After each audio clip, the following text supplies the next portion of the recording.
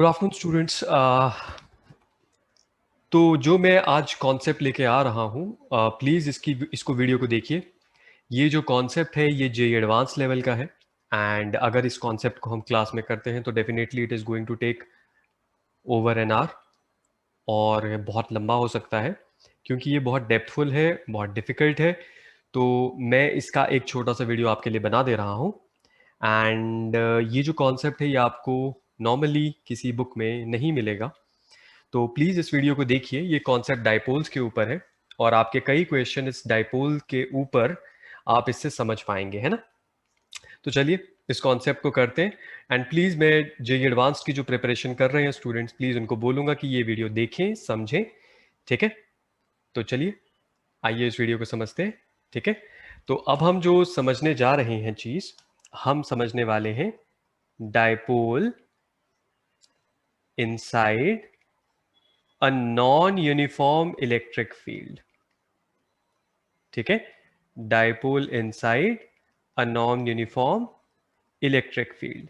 तो सबसे पहले कुछ बेसिक चीजों के बारे में बात करते हैं। ये हमारी है एक यूनिफॉर्म इलेक्ट्रिक फील्ड, है ना।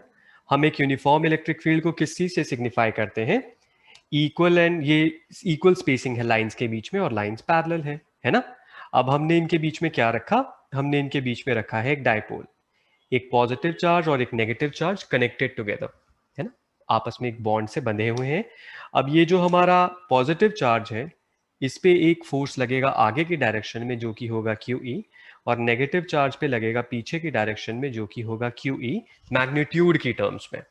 अब ये जो QE और ये जो QE है ये एक दूसरे को क्या करेंगे?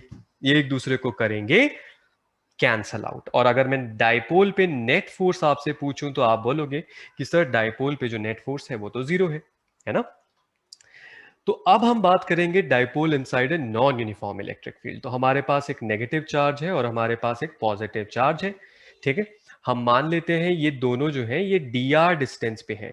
अब ये dr डिस्टेंस बहुत ही छोटा सा डिस्टेंस है और हम मान सकते हैं कि dr वैसे भी अगर रियलिस्टिक लेवल पे देखें तो ये जो डाइपोल है बहुत छोटे होते हैं, राइट। तो इनके बीच का डिस्टेंस हमने मान लिया dr जो कि बहुत छोटा है ना। अब दो पॉइंट्स माइनस क्यू और प्लस क्यू। माइनस क्यू पे मान लेते हैं हमारी इलेक्ट्रिक फील्ड की वैल्यू है E मैग्नीट्यूड की टर्म्स में, और प्लस क्यू पे मान लेते हैं इलेक्ट्रिक फील्ड की वैल्यू है E प्लस dr, है ना। मान लेते हैं इलेक्ट्रिक फील्ड किस डायरेक्शन में है? आगे की डायरेक्शन में है। तो ये हमारा जो इलेक्ट्रिक फील्ड है ये यूनिफॉर्म है कि नॉन यूनिफॉर्म है?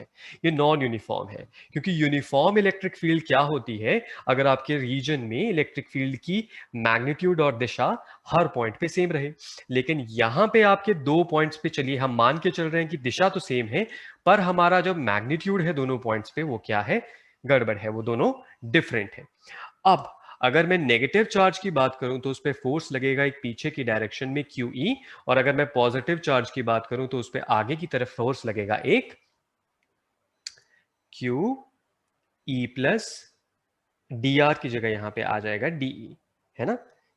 DE लिखना है, QE प्लस DE, है ना, क्योंकि हमारी इलेक्ट्रिक फील्ड में थोड़ा सा क्या आया है? चेंज आया है। तो अगर मैं बात करूं तो इस डाइपोल पे क्या नेट फोर्स होगा? तो आप बिल्कुल बोलेंगे सर होगा, क्योंकि QE प्लस DE, अगर मैं इसमें से माइनस कर दूं QE, तो आप भी जानते हैं इस बात को कि हमारा आंसर आ जाएगा QDE। वैसे तो हमें कर्ल की टर्म्स में लिखना चाहिए, पर मैं आपके लिए इसको बहुत ही इजी लैंग्वेज में प्रेजेंट कर रहा हूं, ठीक है।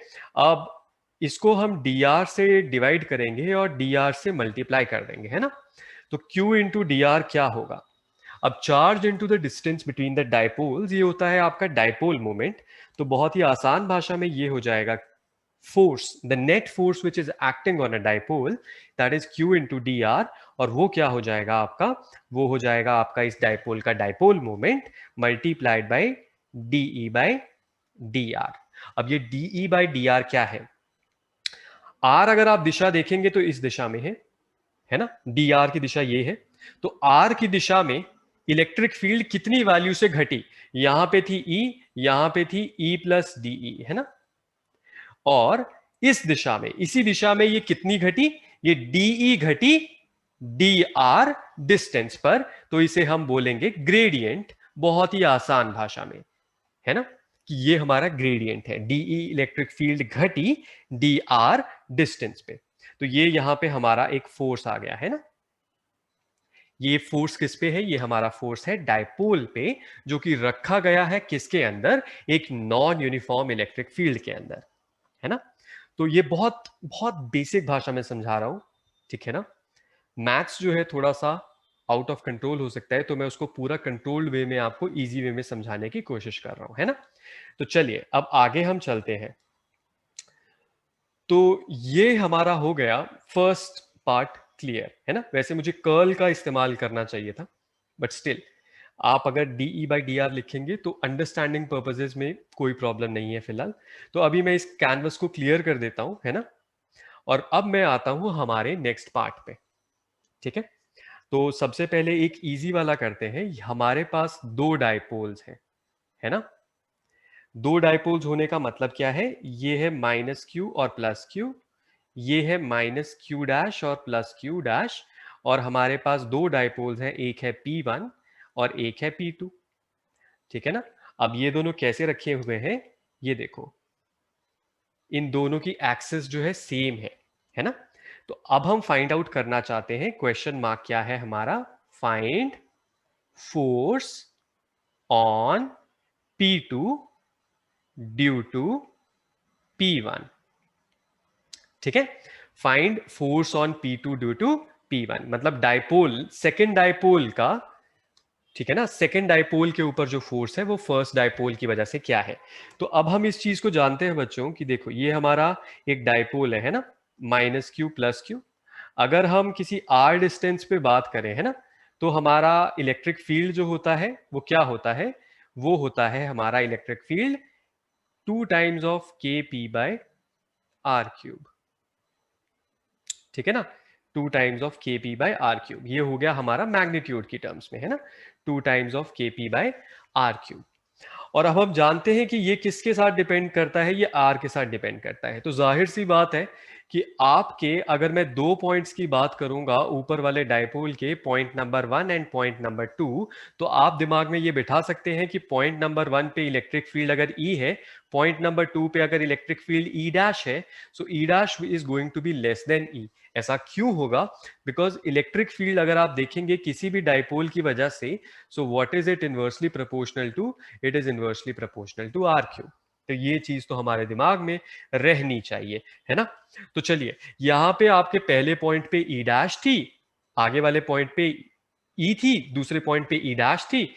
तो हम समझ गए कि इलेक्ट्रिक फील्ड जो है दोनों पॉइंट पे चेंज कर रही है। और ये क्या? आर की डायरेक्शन में। अब आर आप देख ही रहे हो, है ना। क्या ये आर की डायरेक्शन में डिक्रीज कर रही है? हाँ। तो अब हम दूसरे डायपोल पे फोर्स फाइंड आउट करना चाहते हैं। तो नेट फोर्स का फॉर्मूला हमने क्या सीखा था पीछे? The dipole moment multiplied by d E by d r, है ना। अब P2 d E by d r, तो d by d are of आपकी इलेक्ट्रिक फील्ड क्या है P1 का P2 वाले पॉइंट पे? तो वो है हमारी इलेक्ट्रिक फील्ड की जो वैल्यू है, अप्रोक्सीमेटली आर डिस्टेंस दूर कितनी इलेक्ट्रिक फील्ड है? 2kp बाय आर क्यूब, ठीक है। तो चलिए इसको डिफ्रेंशिएट करते हैं। तो P2 है 2kp, इसको P1 है 2k P1 में बाहर ले लेता हूं, तो ये बनेगा मेरा d by D are of 1 by R cube. तो अगर मैं इसको सॉल्व करता हूं तो ये बनेगा P2 2k P1 d by D are of r raise to the power -3। तो अगर मैं इसको सॉल्व करूंगा तो ये मेरा बनेगा -6k P1 P2 divided by r raise to the power 4। तो इसका मतलब, सबसे पहली बात, ये दोनों डायपोल एक दूसरे को क्या कर रहे हैं? आप खुद सोचिए, अट्रैक्ट कर रहे हैं कि रिपेल कर रहे हैं? तो अगर आप ध्यान देंगे, जो प्लस क्यू जो है चार्ज, वो माइनस क्यू डैश के ज्यादा पास में है, राइट। तो ऑब्वियसली इलेक्ट्रिक फील्ड आपकी ज्यादा कहां पे है? पहले पॉइंट पे है, दूसरे पॉइंट पे है? पहले पॉइंट पे है। तो माइनस क्यू ज्यादा अट्रैक्शन महसूस करेगा, प्लस क्यू डैश कम रिपल्शन महसूस करेगा। अल्टीमेटली ये दोनों डायपोल एक दूसरे को क्या कर रहे हैं? अट्रैक्ट कर रहे हैं। तो यहां पे क्या है? अट्रैक्शन हो रही है। और ये जो अट्रैक्शन की फोर्स है, ये आपका किसके प्रोपोर्शनल है? ये अट्रैक्शन का फोर्स आपका प्रोपोर्शनल है r⁴ के। ठीक है, तो ये हमारा हो गया फर्स्ट पार्ट जब हमने देखे कि दो डायपोल्स, ठीक है ना, सेम एक्सिस के अलोंग थे। ठीक है, तो आई होप ये थोड़ा बहुत आइडिया आपको लग गया। अब हम बात करते हैं हमारे दूसरे केस के बारे में। ठीक है, तो इसको रब कर देते हैं। ठीक है, अब हम बात करते हैं हमारे दूसरे केस के बारे में। दूसरे केस में अब आप ये समझिए कि हमारा एक डायपोल ये है और दूसरा डायपोल मान लीजिए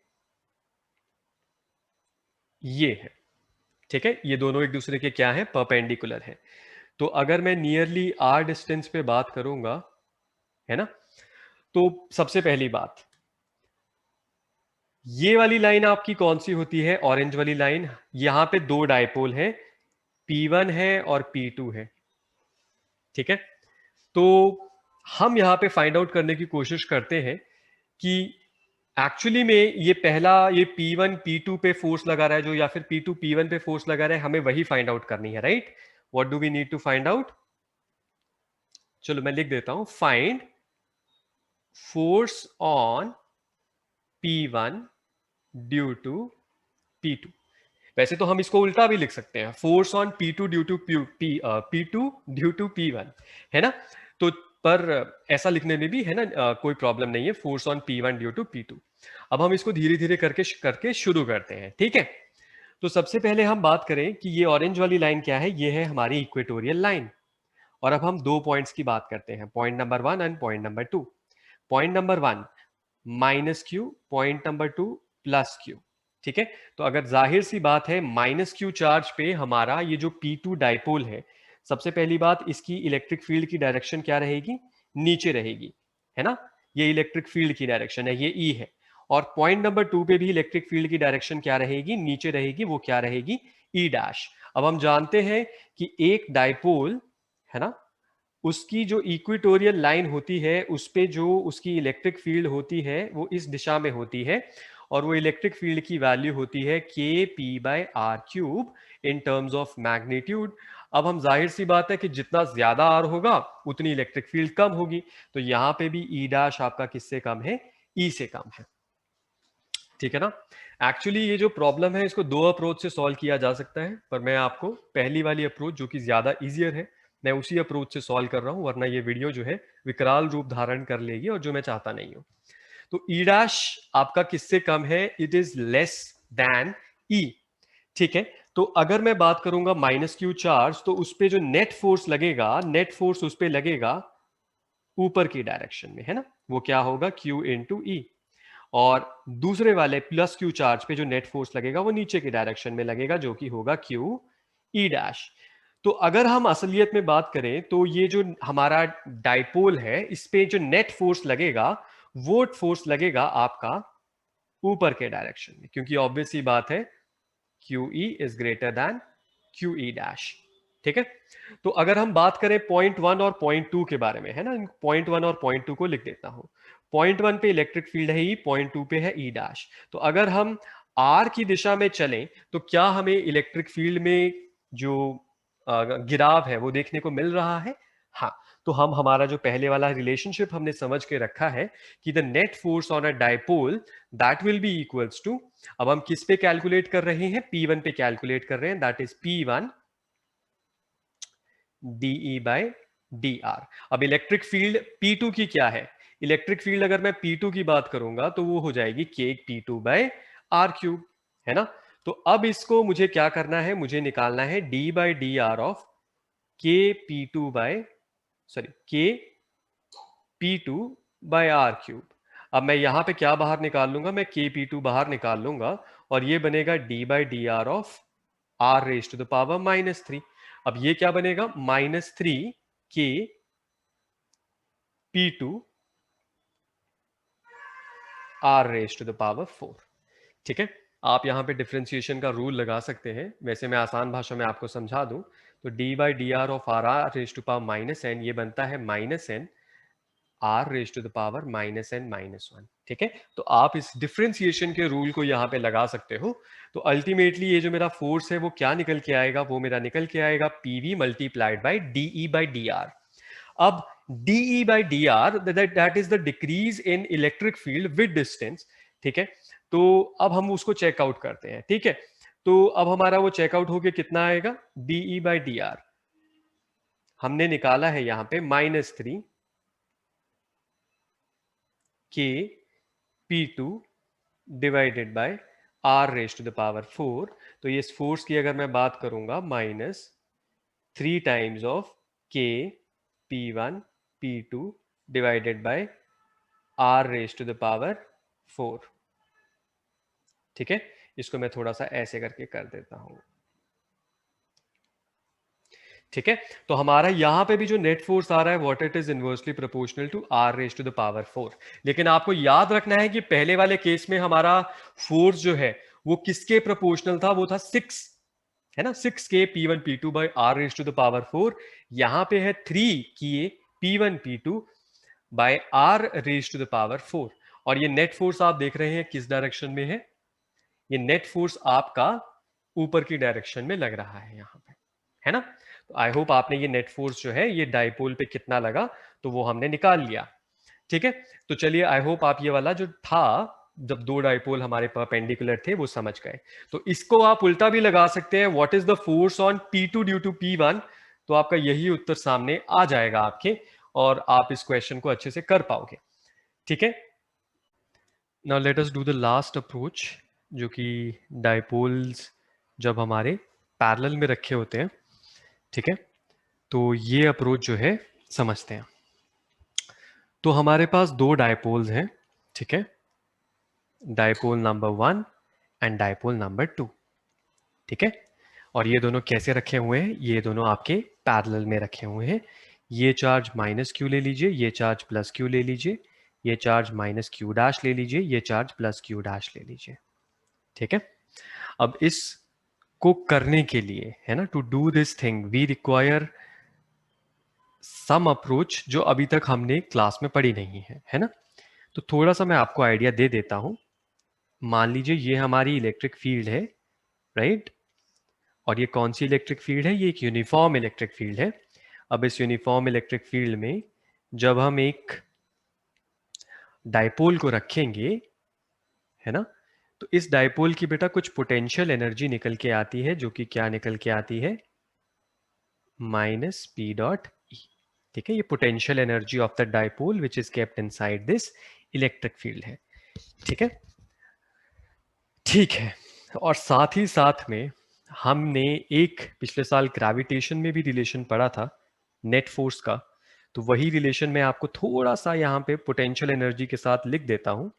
वो रिलेशन होता है कि जो हमारी फोर्स है नेट फोर्स, वो किसके बराबर होती है, -du/dr, ठीक है। तो ये जो है concept F is equals to -du/dr, इसको आप लास्ट ईयर भी पढ़ चुके हो। du हमारा चेंज इन पोटेंशियल एनर्जी हुआ विद डिस्टेंस dr, और उस डिस्टेंस के दौरान ये जो हमारी F फोर्स है ये हमारे सिस्टम पे लग रही होती है, राइट। और ये कांस्टेंट रहती है फॉर दैट ड्यूरेशन dr। अब हम बात करेंगे हमारे यहाँ पे इस सिस्टम की -q + q -q + q दो डायपोल्स हैं पैरेलल में रखे हुए हैं। तो सबसे पहले हम इन चार्जेस को नाम दे देते हैं 1 2 3 और 4। अब 1 जो है वो 3 को क्या करेगा, रिपेल करेगा। 2 जो है 3 को क्या करेगा, अट्रैक्ट करेगा, ठीक है।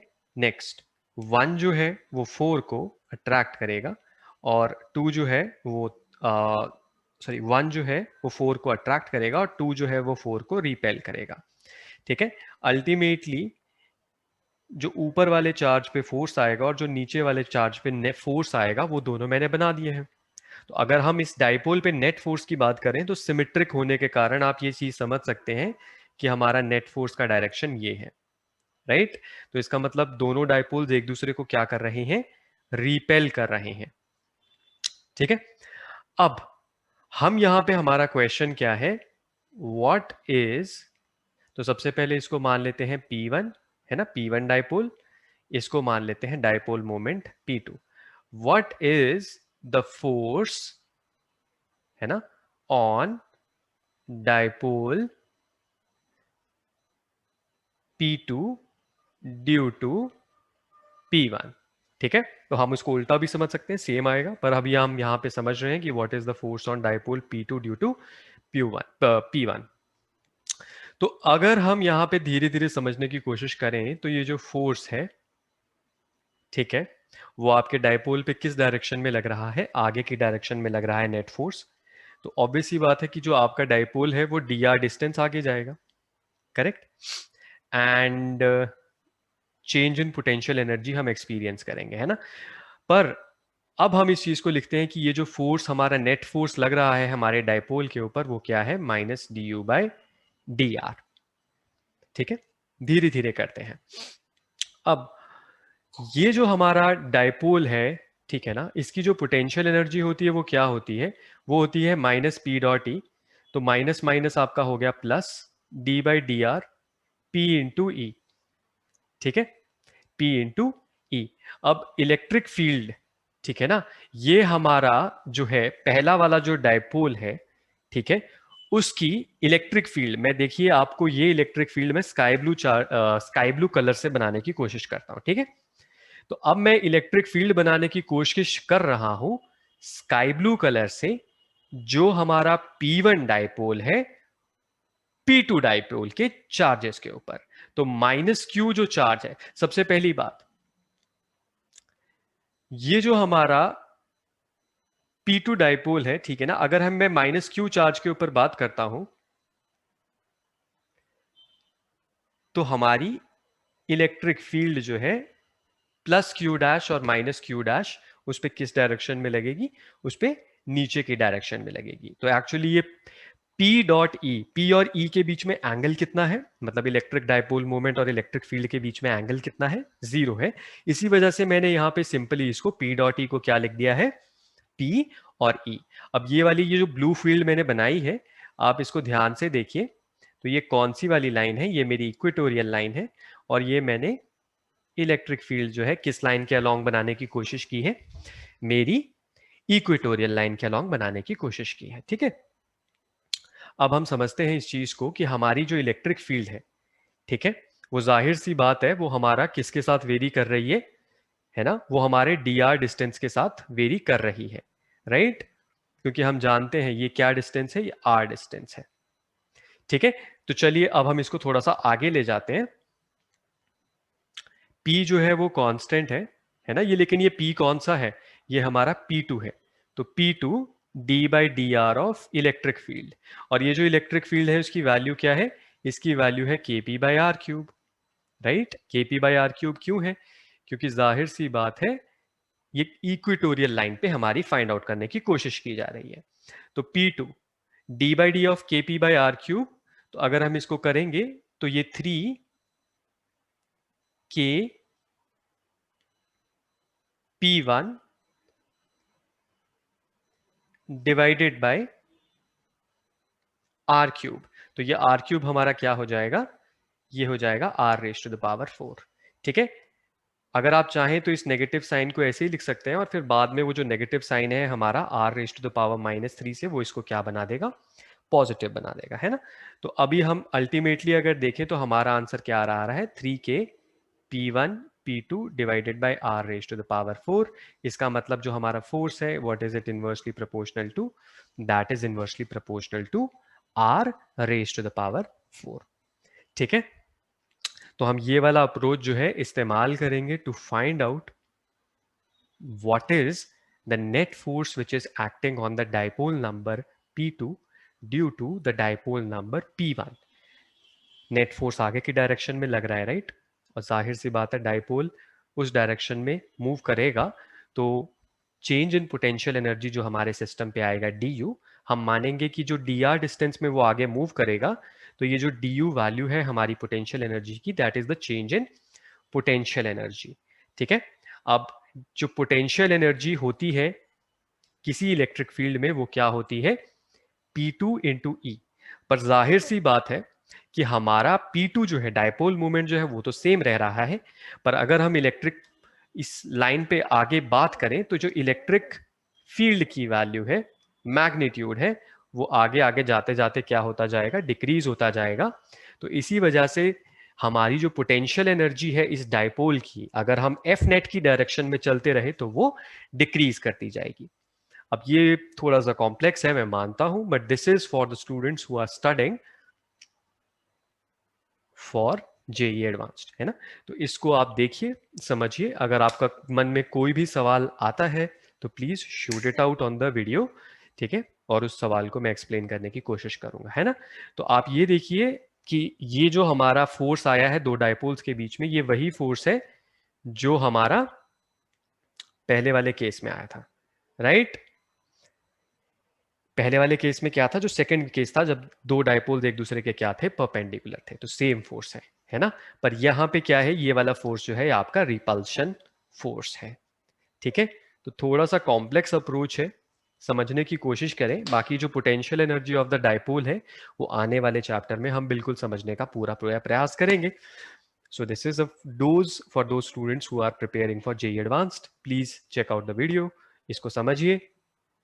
Thank you for coming here, ठीक है। चलो, bye bye guys, take care.